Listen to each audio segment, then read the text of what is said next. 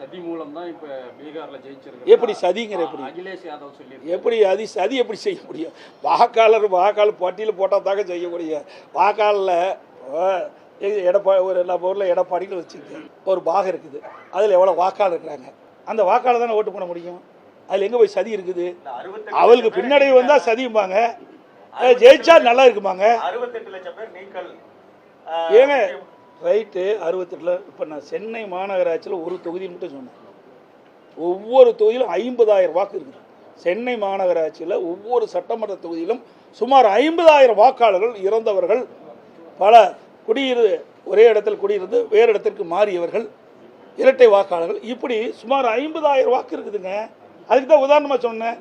RK நகரில் பல முறை நாங்கள் முயற்சி செஞ்சு சம்மந்தப்பட்ட தேர்தல் அதிகாரிகள்கிட்ட அதையெல்லாம் நீக்க வேண்டும் என்று முறையாக பட்டியலிட்டு புள்ளி விவரத்தோடு கொடுத்தோம், ஆதாரத்தோடு கொடுத்தோம். நீக்கலை. பிறகு நீதிமன்றம் போனோம்.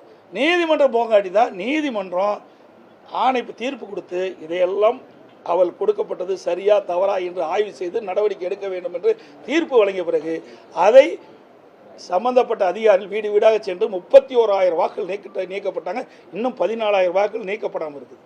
ஒரு தொகுதியிலிங்க 45,000 ஓட்டுனா அப்புறம் ஏன் 60,000 பேர் 60 லட்சம் பேர் வராது? ஆக வரும். இதில் யாருக்கு எந்த வித தவறும் கிடையாது. இந்த கட்சி அந்த கட்சின்னு பார்க்காதீங்க. நேர்மையான வாக்காளர் பட்டியல் இடம்பெற வேண்டும். எல்லா கட்சியுமே PLA 2 போட்டுக்கிறாங்க. ஆனால் இப்படி திமுக பேசிக்கிட்டு ஒவ்வொரு பாகத்திற்கும் திமுக கட்சிக்காரர் வீடு வீடாக கூட போயிட்டு இருக்கிறாங்க. எல்லா ஊடக நண்பரும் பத்திரிகை நண்பருக்கும் தெரியும், உங்களுக்கும் தெரியும். மற்ற கட்சிக்காரர்களை விட திராவிட முன்னேற்ற கழக கட்சியை சேர்ந்த PLA 2 அந்த PLAவோட வீடு வீடாக போயிட்டு இருக்கிறாங்க.